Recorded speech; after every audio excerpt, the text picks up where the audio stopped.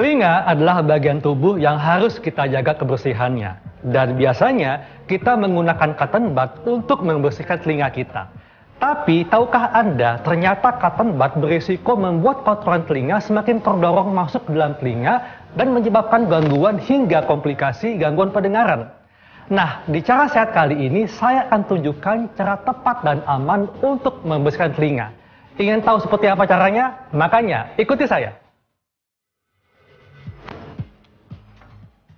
Selamat siang, Dok. Selamat siang, Dr. Haikal. Silahkan. Nah, pemirsa, kali ini saya bersama dengan Dr. Rangga Saleh, spesialis THT. Dok, saya mau bertanya, Dok. Ini kan masyarakat menggunakan cotton bud atau mungkin alat lain seperti peniti atau jepitan rambut untuk membersihkan telinga. Betul. Dan katanya ini berisiko membuat kotoran telinga semakin masuk ke dalam telinga dan membuat sejumlah komplikasi. Nah, ini bagaimana, Dok, sebetulnya? Ya, jadi penggunaan cotton bud atau alat lain seperti misalnya peniti, gantungan kunci, atau kadang-kadang pakai kunci mobil, kadang-kadang juga ada. Jadi orang awam ini menggunakan alat-alat tersebut untuk menggaruk atau membersihkan telinga. Nah, sebenarnya penggunaan alat-alat ini justru akan memperparah masalah di telinganya. Tadi yang pertama seperti Dr. Haikal bilang, kotorannya bisa terdorong ke dalam, semakin dalam sehingga menutup gendang telinga. Nah, ini akan mengganggu pendengaran. Kemudian masalah yang kedua adalah risiko infeksi. Apalagi kalau yang digunakan adalah alat-alat yang tajam seperti misalnya peniti atau jarum, itu bisa berisiko melukai kulit liang telinga. Sehingga selain perdarahan dari liang telinga juga bisa terjadi infeksi pada liang telinga. Dan satu lagi juga khusus untuk cotton bud yang sering terjadi adalah kapasnya ini akan tertinggal. Pada saat kita mengorek, kapasnya akan tertinggal di dalam liang telinga sehingga akan terjadi benda asing di dalam liang telinga, dan itu harus diangkat atau harus dikeluarkan oleh dokter. Dok, sebetulnya kotoran telinga ini sebetulnya apakah memang harus dibersihkan setiap saat atau gimana, Dok? Sebenarnya kotoran telinga itu sendiri adalah produksi ya atau hasil dari kelenjar yang kita sebut kelenjar serumen. Kelenjar serumen ini normal ada di dalam liang telinga semua orang, terutama di bagian sepertiga luar, di mana juga terdapat ada folikel rambut. Nah, kelenjar serumen ini menghasilkan kotoran telinga yang tujuannya sebenarnya adalah untuk melindungi liang telinga itu sendiri, baik dari infeksi maupun juga dari jamur. Selain itu juga dengan adanya kotoran telinga atau serumen ini, maka proses pembersihan diri dari si liang telinga, jadi liang telinga ini kita bisa membersihkan dirinya sendiri, namanya sistem self cleaning. Dengan adanya serumen, maka sistem self cleaning ini akan menjadi lebih lancar. Oke, Dr. Haikal, jadi kalau misalnya kita ingin menjaga kebersihan telinga di rumah gitu ya, sebenarnya cukup hanya dengan menggunakan handuk. Jadi misalnya Dr. Haikal baru setelah mandi gitu ya, ada rasa seperti basah, nah kita bisa menggunakan handuk untuk membersihkan hanya sepertiga luar dari liang telinga. Jadi caranya adalah kita dengan menggunakan jari telunjuk, kemudian ini ditutup dengan handuk. Baru setelah itu, mohon maaf Dr. Haikal, saya contohkan ya. Jadi ini baru kita tarik sedikit dan baru ini kita masukkan ke dalam telinga sini. Nah, dengan demikian handuk ini akan menyerap air yang masuk ke dalam liang telinga tanpa harus melakukan pengorekan dengan cotton bud. Untuk melakukan cek 6 bulan sekali, ini sebetulnya apa saja yang dicek untuk telinga kita? Oke. Yang pertama adalah kita akan lakukan pemeriksaan dulu dengan melakukan pemeriksaan otoskopi. Jadi kita dengan menggunakan lampu ini kita akan memeriksa apakah terdapat kotoran.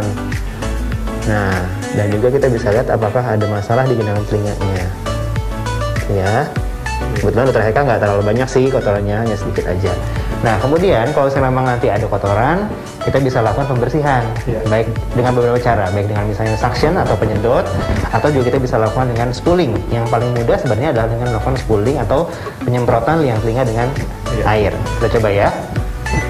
Nah, kalau untuk serumen yang jumlahnya sedikit, sedang atau banyak itu akan berbeda tekniknya, Dok? Betul. Selain itu juga dipengaruhi dari konsistensi serumen itu sendiri. Oke, kalau keras dia? Kalau keras itu kita bisa gunakan spooling.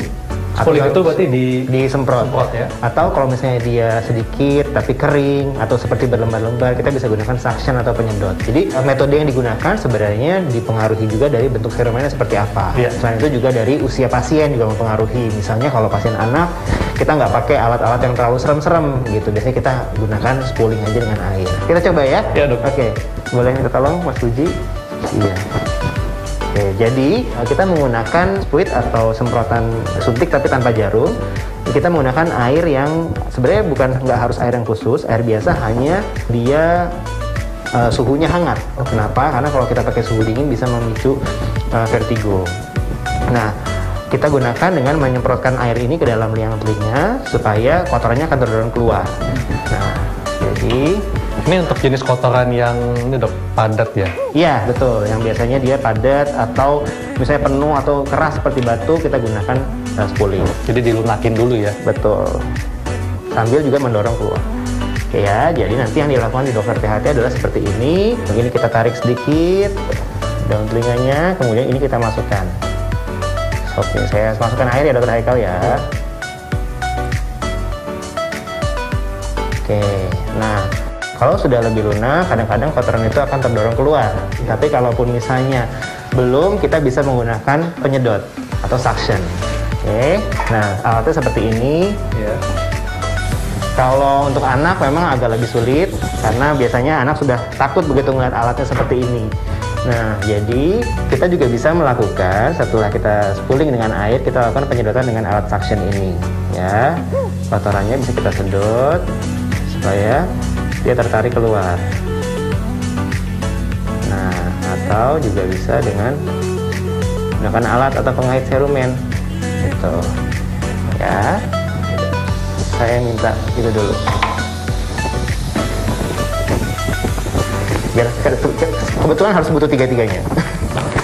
Kalau misalnya juga dengan penyedot masih belum bisa, kita juga bisa gunakan pengait serumen, atau seperti alat yang kita gunakan ini adalah forceps, atau ini adalah alat untuk menarik serumen itu. Nah, itu untuk serumen yang sangat bandel dok ya? Iya betul, kayak misalnya dokter Haikalnya nggak keluar gitu, jadi kita bisa gunakan alat pengambil serumen. Oke. Dah. Nah dok, bagaimana dok tips kepada masyarakat supaya masyarakat bisa menjaga kebersihan dan kesehatan telinga, dan tentunya apa yang mesti diperhatikan pada saat melakukan pembersihan telinga secara mandiri? Silakan dok. Ya, jadi yang harus dijaga adalah kebersihan telinga dengan cara tidak melakukan pengorekan dalam bentuk apapun.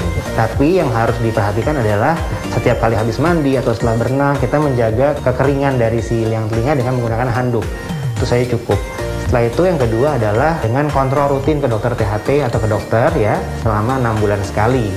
Nah, dengan demikian kita bisa follow up atau kita bisa mengevaluasi apakah ada kelainan. Karena seringkali kelainan di telinga itu gejalanya sangat ringan sehingga masyarakat tidak sadar dan baru ke dokter setelah penyakitnya sudah lebih parah. Nah, jadi penting bagi masyarakat untuk kontrol rutin ke dokter atau dokter THT selama 6 bulan sekali untuk dilakukan pemeriksaan telinga.